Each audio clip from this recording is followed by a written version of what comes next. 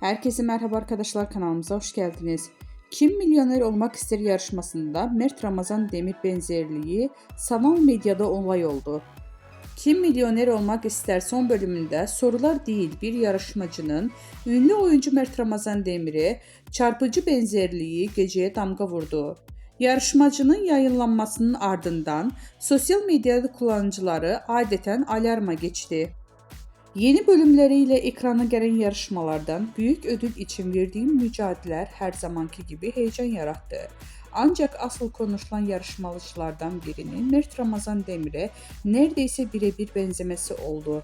Mimikleri, duruşu, yüz hatları, bakışları seyirciler arasında büyük şaşkınlık yarattı. Kullanıcılar gerçek Mert Ramazan Demir mi yarışmada? Bu benzerlik tesadüf olamaz.